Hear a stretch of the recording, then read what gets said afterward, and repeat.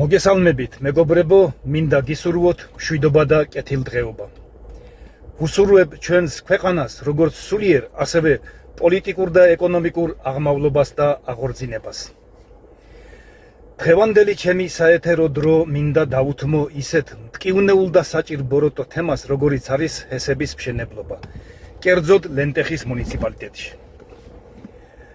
აქვე მინდა აღვნიშნო, რომ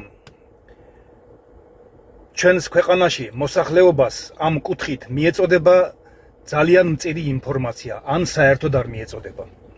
თამამად შეიძლება ითქვას, რომ ჩვენს რაიონში, კერძოდ კი ჩვენს სოფელში, რაზედაც მექნება კონკრეტულად ლაპარაკი, ამ კუთხით არის სრული ინფორმაციული ვაკუუმი. თუმცა ამ ინფორმაციულ ვაკუუმს თავისუფლად ამოვავსებთ ჩვენი არასამთავრობო გარემოსდაცვითი ორგანიზაცია. მოდით განვიხილოთ ამ პროექტების ავკარგიანობა, მისი დადებითი თუ უარყოფითი მხარეები. ორიოდე სიტყვით ჩემს შესახებ და თუ რატომ ოდნავ ქვემოთ მოგახსენებთ. ბევრი თქვენგანი მიცნობს, გვაკავშირებს ბევრთან პირადი მეგობრული ურთიერთობა. ვინც არ მიცნობთ, მე ვარ ზურაბ ჯემალისე ზურაბიანი. დავიბადე 1968 წელს ლენტეხის რაიონში, სოფელ ტვიბში, პედაგოგის ოჯახში. აქვე ჩოლურის თემში დავამთავრე საშუალო სკოლა. პირველი უმაღლესი განათლება მივიღე რუსეთის ფედერაციაში. 1991 წელს პრიმორსკის სასოფლო სამეურნეო ინსტიტუტში, შემდგომ აკადემია, სადაც უმაღლეს განათლებას მაზიარეს საბჭოთა კავშირის მასშტაბით გამოჩენილმა მეცნიერებმა და პროფესორ მასწავლებლებმა, რომელთა მადლიერი ვარ დღემდე. 1997 წელს დავამთავრე სოხუმის სუბტროპიკული ინსტიტუტი, უკვე ქალაქ ქუთაისში.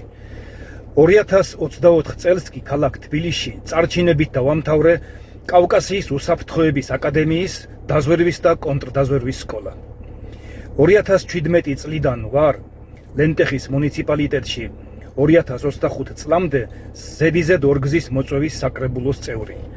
იმავე 2017 წლიდან ვარ გარემოსდაცვითი არასამთავრობო ორგანიზაციის საქართველოს მწვანეთა მოძრაობა დედამიწის მეგობრები საქართველოს წევრი. ორგანიზაციის თავმჯდომარე გახლავთ გარემოს დაცვის ყოფილი მინისტრი ქალბატონი ნინო ჩხობაძე. იმავე 2017 წლიდან ვარ ამავე ორგანიზაციის დამფუძნებელი და თავმჯდომარე ლენტეხის რაიონში, სადაც ორგანიზაციაში გაწევრიანებულია 50 ადამიანი. ამჟამად ვცხოვრობ ქალაქ თბილისში, მყავს მეუღლე და 3 შვილი. მეგობრებო, ახლა რატომ გავაკეთე შესავალი ჩემი ბიოგრაფიის მცირედი ნაწყვეტებით? განა იმიტომ, რომ ფართო აუდიტორიის წინაშე მსურდეს საკუთარი თავის წარმოჩინება. ჩემი 58 წლის ასაკში მსგავსი რეკლამები არაფერში არ ჭირდება. ვინც მიცნობს, ისედაც კარგად მიცნობს და ეს სრულიად საკმარისია ჩემთვის. ანდა განა იმიტომ, რომ ვინმეს ყურადღების მოპყრობას ვცდილობდე, მე არც სამსახურს ვეძებ სადმე და არც სადმე დაწინაურებას.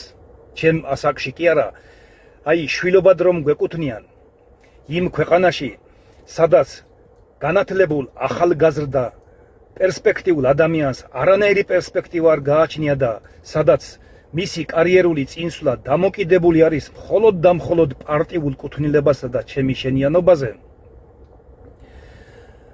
ამ დროს თუნდაც იყავი სრული გონება ჩლუნგი და წერა-კითხვის უცოდინარი. მე მსგავს შიდა პოლიტიკურ რეალობაში ამის არანაირი სურვილი არ გამაჩნია. თუმცა მერწმუნეთ, რომ ნაცნობ მეგობართა და ახლობელთა დიდი და ფართო წრე მყავს. მე ეს არ გამიკეთებია მაშინაც კი, როდესაც თავის დროზე ამ ხელისუფლების სათავეში მოსვლაში ჩემი როგორც ერთი რიგითი ადამიანის მაქსიმალური წვლილიც დევს. და არა მხოლოდ მაშინ, მთელი იმ 9 წლის განმავლობაში, სადაც არ გვაკლდა არც ერთი აქტიურობები და სადაც სასწორზე გქონდა შეგდებული ყველაფერი, ჩვენი პირადული თუ ოჯახური, ისევე როგორც ათეული ათასობით თქვენგანს და ეს ყველაფერი ჩვენი შვილების უკეთესი მომავლისათვის. ყოველ შემთხვევაში, მაშინ ასე ვფიქრობდით. თუმცა ეს იმას არ ნიშნავს, რომ ვინმე ვალში იყოს ჩემს წინაშე, რა თქმა უნდა არა. ადამიანი თუ რამეს აკეთებ, უნდა აკეთო მოვალეობის გამო და თუ ვიღაცისგან რამეს ელი, ესე იგი ვაჭრობ.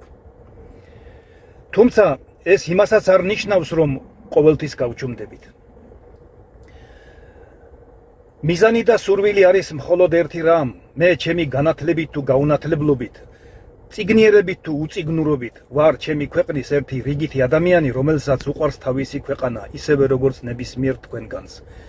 და როდესაც საქმე მიდგება ისეთ სენსიტიურ თემებზე, როგორიც არის თუნდაც ჩვენ შემთხვევაში ჰესების მშენებლობა, ან ნებისმიერი სხვა რამ, რაც გავლენას ახდენს ჩვენს ყოფიერებაზე, როგორც აწმყოზე, ისევე მომავალზე, გავლენას ახდენს გარემომცველ ბუნებასთან, იმ ბუნებასთან, სადაც ცხოვრობთ, რითაც ვსუნთქავთ, ახდენს მასზე უარყოფით გავლენას, მეტადრე იმ რაიონში, იმ სოფელში, სადაც მე დავიბადე და გავიზარდე, იქ მე რა თქმა უნდა არ გავჩუმდები. არათუ არ გავჩუმდები, არამედ პროცესებში ვიქნები მაქსიმალურად ინტეგრირებული. მოსწონს ეს ვინმეს თუ არ მოსწონს. ეს არის ჩემი როგორც მორალური, ასევე კონსტიტუციური უფლება და რადგან წარმოვადგენ გარემოს დაცვით არასამთავრობო ორგანიზაციას, მსგავს პროექტებში ჩართულობა მთელი ქვეყნის მასშტაბით არის ჩემი სამსახურებრივი მოვალეობა. ასე რომ ღრმად პატივცემულო ჩვენი სოფლის პოტენციურო ინვესტორებო, მე კონკრეტულად ვგულისხმობ სოფელ ტვიფში მუხრა ხესის მესვეურებს. მწვანე ალტერნატივა ქვია თუ არ ვწდები, თუ ვინც ხართ იქ რა მნიშვნელობა აქვს. ნუ იფიქრებთ თქვენ რომ აი მაგალითად ადგებით ხვალ, წახვალთ იქ სვანეთის მთებში რომელიღაც ჩაკარგულ სოფელში, სოფელ ტვიფში მაგალითად, სადაც მდინარეები და წყლები უხვად მოედინება თურმე თქვენი შეტყობით, სინამდვილეში წყალიც არ გექნებათ და იქ კანტიკუნტად დარჩენილ მოსახლეობას მოუყვებით იმას, რაც თქვენ გსურთ და დაელაპარაკებით ისე თქვენ როგორც თქვენ გაწყობთ. არ იქნება ასე. მსგავსი მიდგომები თქვენ არაერთ გზის გქონიათ იქ მოსახლეობასთან. მართალია ჩვენი კუთხის ხალხი ძალიან მინდობი არის ბუნებით, მაგრამ სვანიკაცის ბუნებას თქვენ არ იცნობთ. ისევე როგორც არ იცნობთ და წარმოდგენაც არ გაქვთ იმ მდინარეებსა და კალაპოტებზე, სადაც გინდათ ეგრეთ წოდებული ინვესტიციებით შესვლა. მე რას ვგულისხმობ კონკრეტულად, რა მიდგომებს, როდესაც ადიხართ სოფელში, იქ ხალხს როცა შეხვდებით, ეს გასაგებია რომ მარტო სათქვენოდ ილაპარაკებთ, მაგრამ ნახეთ როგორ მზაკრულ მიდგომებს აქვს თქვენგან ადგილი. თქვენ თუ ხართ რეალურად ინვესტორები, რასაც ქვია ინვესტიცია თავისი კლასიკური გაგებით, გაუშალეთ მოსახლეობას თემა, ილაპარაკეთ ზოგადად ყველა პროექტს აქვს მისი როგორც დადებითი, ასევე უარყოფითი მხარეები და ამ უარყოფით მხარეებზე თქვენ არ ლაპარაკობთ, გასაგებია, მაგრამ ამ უარყოფით მხარეებზე ვილაპარაკებთ ჩვენ და საკმაოდ ამომწურავადაც. და ნუ იწყებთ ლაპარაკს მატერიალური სარგებლიდან. ის მატერიალური სარგებელიც ჯერ ერთი ისე განაწილდება, როგორც ჩვენ გიკარნახებთ. ანუ თუ განხორციელდა ეს პროექტი, რასაც თქვენ აპირებთ, ჯერ ერთი მაგაში ეჭვი მეპარება, მაგრამ კაი, თქვა თეორიულად განხორციელდა. სოფელი იქნება მოგების პროცენტულ წილში. ამას აქედანვე უნდა შეუგუგდეთ, მაგრამ ჯერ იქამდე უნდა მიხვიდეთ. ახლა სანამ კონკრეტულად ამ მუხრა ჰესის პროექტის დადებით თუ უარყოფით მხარეებზე ვილაპარაკებთ, მეგობრებო, მე მინდა დავაფიქსირო ჩემი პირადი მოსაზრება ზოგადად ამ ჰესებთან დაკავშირებით. და არა მარტო ჩემი პირადი მოსაზრება, არამედ ქალბატონი ნინო ჩხობაძისაც. მე ჩემი პირადი მოსაზრება ამ პროექტებთან დაკავშირებით, ზოგადად ჰესებთან დაკავშირებით, დავაფიქსირე არაერთ გზის. როგორც პირად საუბრებში, ასევე იმ საზოგადოებებთან შეხვედრისას, ვინც გამოთქვეს სურვილი ამ პროექტების განხორციელების ჩვენს სოფელში მაგალითად. მეგობრებო, ჩვენ უნდა შევთანხმდეთ პირველ რიგში ყველანი ერთ რამეზე, რომ ქვეყანაში ენერგეტიკა უნდა განვითარდეს. ამ კუთხით ქვეყანა უნდა იყოს თვითკმარი, წინააღმდეგ შემთხვევაში მუდამ დამოკიდებული ვიქნებით იმპორტზე და ეს იმპორტ დამოკიდებულება ყოველთვის გამოიწვევს დროთა განმავლობაში ფასების ზრდას, რამაც შეიძლება უკვე ჩვენმა ჯიბემ შეიძლება ამას ვერ გაუძლოს. ამიტომ თვითკმარი უნდა იყოს ქვეყანა და როგორ განვითარდება ენერგეტიკა თუ არ აშენდა ჰესები. ჰესები უნდა აშენდეს, მაგრამ ჰესი უნდა აშენდეს ისეთი, როგორიც უნდა აშენდეს და უნდა აშენდეს უსაფრთხო ადგილას. ზოგადად ეს ჰესებიც იყოფა რამოდენიმე კატეგორიად. არის მინი ჰესები, არის საშუალო ზომის ჰესები, არის დიდი სიმძლავრის და კიდევ მასზე დიდი სიმძლავრის, ზესიმძლავრის, ასე რომ ვთქვათ. ნუ შეიძლება ტერმინოლოგიას სწორად ვერ ვიყენებდე, მე არა ვარ ენერგეტიკოსი, მაგრამ აზრი გასაგებია. ქვეყანაში ენერგეტიკულ თვითკმარობას განაპირობებენ მხოლოდ და მხოლოდ დიდი ზომის და მასზე კიდევ დიდი ზომის ზემძლავრი ჰესები. ამ კუთხით ვერანაირ ამინს ვერ ქმნიან საშუალო ზომის ჰესებიც კი და ამ მინი ჰესებზე ხომ საერთოდ ლაპარაკის ზედმეტია.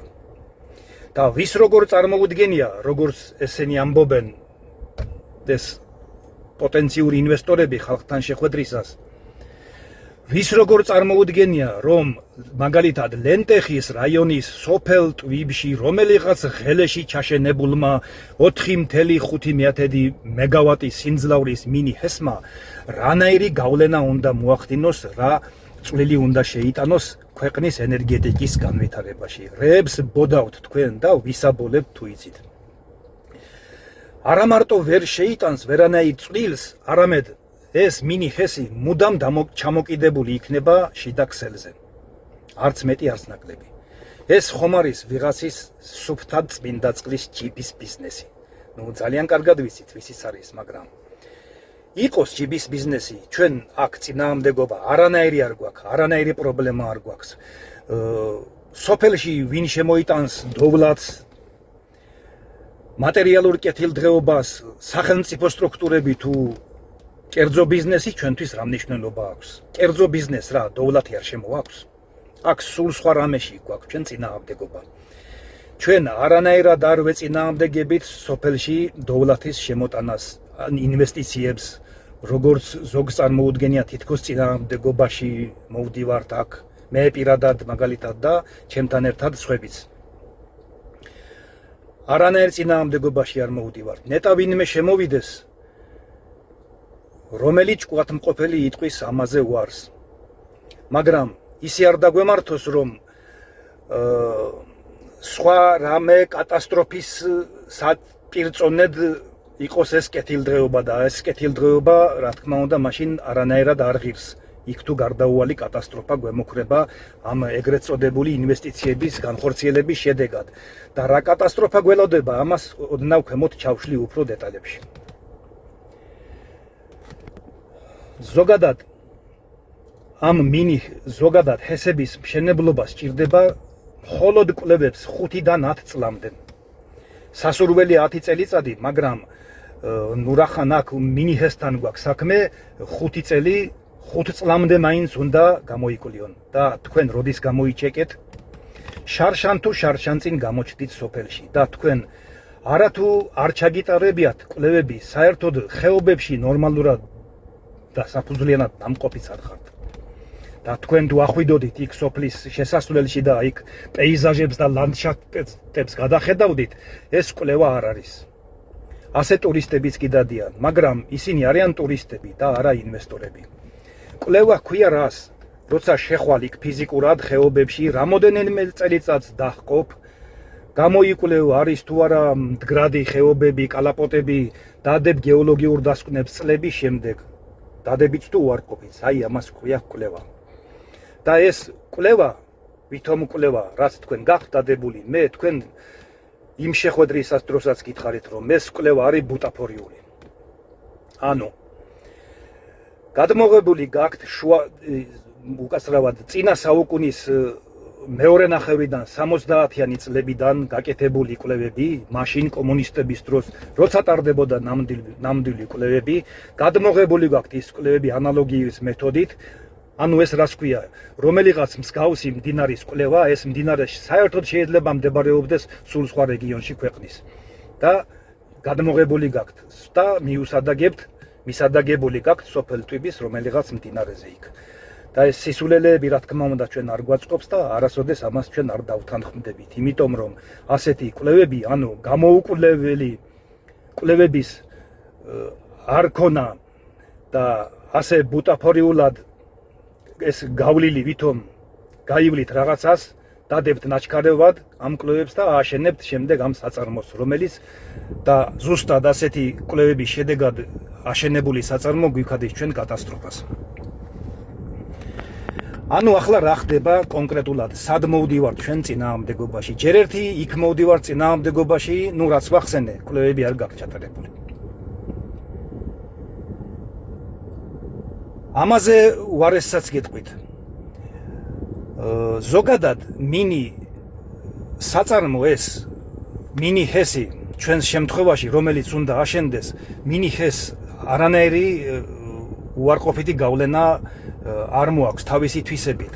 ნუ რა უარყოფითი გავლენა უნდა იქონიოს, ახლა ჩადგმულია რომელიღაც მდინარეში ეს მინი ჰესი და მუშაობს თავისთვის.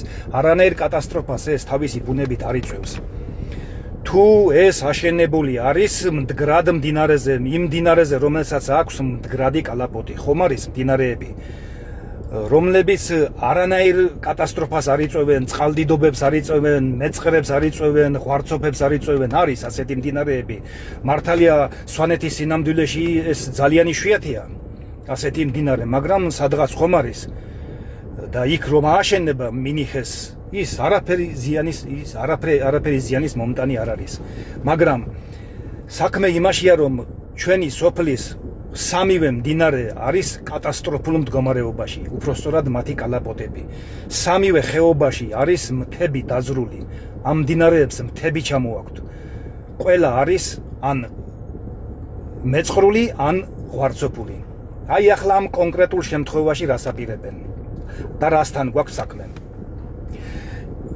ერთი მდინარე არის მეწყრული, რომელზეც უნდა ააშენონ და ამ მეწყრული მდინარის მარცხენა შენაკადი ღელე არის ღვარცოფული, რომელსაც მთა ჩამოაქვს, დაძრული არის მთა, შეუიარაღებელი თვალითაც ჩანს, რომ ნახევარი მთა წამოსულია უკვე და ზეგანზე დევს უკვე დაბლობზე. დაახლოებით აი უხეში გათვლებით 1 მილიონი კუბი ჩამონაშალი მთა უკვე დევს ზეგანზე და ერთი ამდენი წაღებული აქვს უკვე გაიწოვა იმ მდინარემ, რომელ მდინარესაც უერთდება ეს ხელე.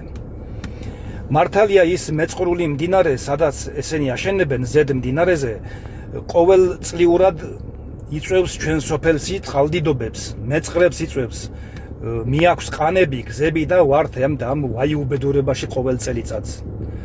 მაგრამ ამ კუთხით ეს მდინარე ჩვენი სოფლის მაშველი რგოლია მაინც ასე თუ ისე. ანუ გააქვს, გაიწოვს იმ ჩამონაშალ მთელ მთას, რომელიც ჩამოაქვს ამ ღვარცოფულ მდინარეს.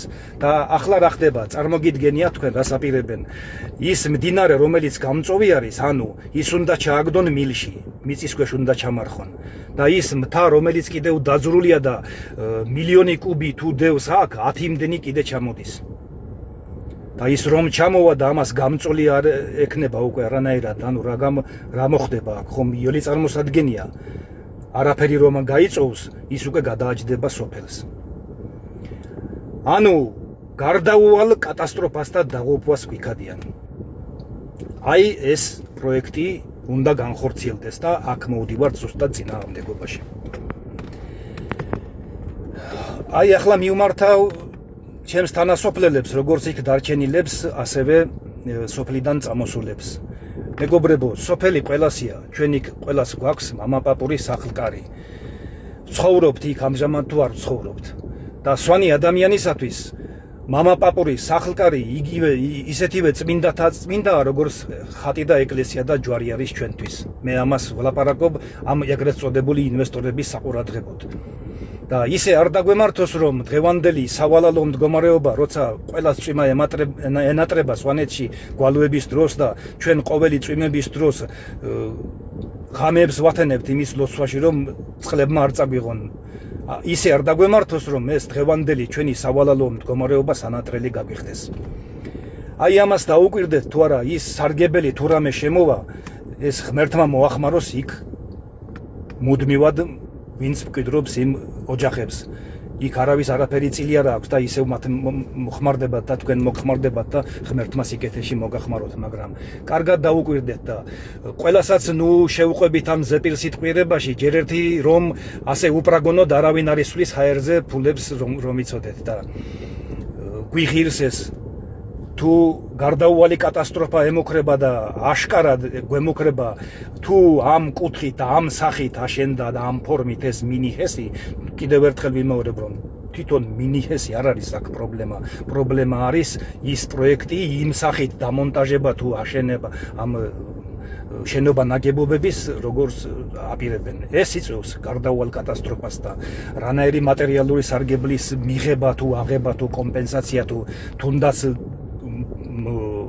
იმაში ჩაგვსვან ეს რა ქვია წილში ამ მოგების თუ გვიღირს კარგად დაუგვირდეთ 100 ჯერ ავწომოთ და 100 ჯერ გავწომოთ აი ამის თქმა მინდა ჯერ კვლევების ნორმაში უნდა ჩაჯდენ და კანონმდებლობა როგორც ითხოვს და ისე უნდა გააკეთონ და ეს პირველ რიგში კარგი არის მათთვისაც ამომწურავად რო გაივლიან ყველაფერს თვითონაც უკვე თავდაჯერებული იმუშავებენ და ჩვენც ასე რომ ვთქვათ თავი ქუდში გვექნება რომ არანაირი ხიფათი არ გველის მაგრამ ამ ფორმით თუ აშენდა ეს არის ყოვლად დაუშვებელი აქ არანაირი გარანტია ჩვენთან არ არსებობს ჩათვალეთ ამას წინათ მეგობრებო მოგეხსენებათ რომ იმედის არხზე არის ასეთი გადაცემა დებატების რეჟიმში ფორმატში არის პრემიერთან შეხვედრა დაახლოებით 2 თვის წინ იყო სადაც ამ დებატებში ზუსტად თემა ეხებოდა ამ ხესების მშენებლობას მიწვეული იყო ქალბატონი ნინო ჩხობაძეც ძალიან საინტერესო დებატები იყო მინდა გითხრათ სიმართლე და ქალბატონმა ნინომ ამომწურავად პროფესიონალურ დონეზე როგორც ჩვევია გაართვა თავი სათქმელს რაც ჰქონდა ყველაფერი ჩამოაყალიბა ფიცხინვალეთ მაგრამ მე ახლა ამის თქმა არ მინდა მე ძალიან კარგად მენიშნა ერთი რამ ბატონი პრემიერის კობახიძის დასკვნითი სიტყვა სადაც მან ბრძანა რომ ჩვენო შემდგომშიო ამ ხესებთან დაკავშირებით დებატი მას საბოტაჟის უფლებას არავის არ მიუცემთო ну რას გულისხმობდა ახლა ბოლომდე არ ჩაუშლია რომელ ჰესზე იყო ლაპარაკი და სად იყო რომელ რეგიონში ეს საბოტაჟის მცდელობა თუ რაღაცა თუ საბოტაჟის მცდელობა იყო ჯერ ერთი გამოიძიონდა მაგრამო ну მე ვამბობ რაც თქვა მაგას მაგრამო ჯანსაღ დებატებშიო მოსახლეობასთან ანალოგიურ თემებზე ჩვენ მზად ვართო მე ძალიან კარგად მენიშნე ეს ანუ ჩვენ რა თქმა უნდა საბოტაჟს არ ვაპირებთ რა სისულელია მაგრამ მე ჯანსაღი დებატებისკენაც თვითონ მოგვიწოდა ბატონმა პრემიერმა ჩვენ ყოველთვის მზად ვიყავით და მზად ვართ ამას წინათ ჩვენმა მოსახლეობამ სოფელ ტვიბის მოსახლეობამ ხელმოწერებით მიუმართეთ გარემოს დაცვის სააგენტოს სადაც ვითხოვდით რომ ამ ორგანიზაციას რომლებიც არიან მსურველები მწვანე ალტერნატივაზე მაქვს ლაპარაკი არ აქვს კვლევები ჩატარებული ეს ბუტაფორიული კვლევები ანალოგიის მეთოდით გადმოღებული საიდანღაც რომ ეს ჩვენ არ გვაკმაყოფილებს რომ მიეცათ დრო ამათთვის რომ ამ დრო წლები რომ სჭირდება ის დრო კანონით გათვალისწინებული რომ მიეცათ დრო რომ გამოეკულიათ ეს ყველაფერი და შემდგომ მიეცათ მხოლოდ და მხოლოდ შემდგომ მშენებლობის ნებართვა მე ამის პასუხი მივიღე და სამწუხაროდ გარემოს დაცვის სააგენტოს მიუხედავად ჩვენი თხოვნისა გაცემული აქვს ამ ორგანიზაციაზე მშენებლობის ნებართვა და მე შემდგომ ვიდეო ჩართვებში შემიძლია დეტალებში ბუკვალურად ჩავიკითხო თუ რამდენი დარღვევით არის გაცემული ეს ნებართვა მაგრამ ეს ჩვენთვის არაფერს არ ნიშნავს ჩვენ ძველებურად ვაგრძელებთ წინააღმდეგობას ამ პროექტთან ასე რომ მოუთმენლად ველით კიდევ ამ პროექტის მესვეურთა გამოჩენას და საერთოდ რა მინდა ვთქვა რომ ამ ჰესომანიასთან დაკავშირებით არსებობს უამრავი წყალქვეშა დინებები რომლებიც ზედაპირზე არ ჩანს გარდა იმისა რომ არის უამრავი შემთხვევა სადაც აქ ფულების გათეთრებასთანაც არის ლაპარაკი ახლა 21 საუკუნეა და ყველაფერი ძალიან კარგად იცის გარდა ამისა არის ასეთი შემთხვევები რომ აი მაგალითად დაიწყებენ რაღაცის ამოჩიჩქნას, თითქოს მართლა რაღაცას აკეთებდნენ და თან პარალელურად ეძებენ უკვე ინვესტორებს, უცხოელ ინვესტორებს. ძირითადად გადიან თურქებზე და მერე კიდევ ცალკე ამ თურქებს უნდა ეკაჩავონ. ისე სხვათა შორის იმ სფეროში, სადაც მოღვაწეობენ უცხოელები, სადაც არ უნდა იყოს, ჩათვალეთ, რომ იქ გიზის იმ ქვეყნის სპეცსამსახური, რომელ ქვეყანასაც ესენი წარმოადგენენ. მე კარგად ვიცი, რას ვამბობ და ნუ დაგვავიწყდება, რომ სვანეთი არის ქვეყნის საზღვრისპირა რეგიონი და თან ჩრდილოეთით. და იქ მოსახლეობა კი არ უნდა დაასუსტო, არამედ უნდა გააძლიერო. აი ასე მესმის მე სახელმწიფო მიდგომა. მეგობრებო, ეს ხესებთან დაკავშირებით იმდენი მრავალწახნაგოვანი და მრავალმხრივი არის ეს თუნდაც მარტო კვლევების ჩატარება, რომ ერთ ვიდეოში ამას ვერ ჩაატევ. ასე რომ შემდგომ ვიდეოებში კიდევ უფრო დეტალებში შემიძლია განვიხილო ყველაფერი. მე კონკრეტულად ლაპარაკობ ჩემს სოფელზე და ჩემი სოფლის ამ შესაძლო ინვესტიციებზე, დადებითი თუ უარყოფით მხარეებზე და მე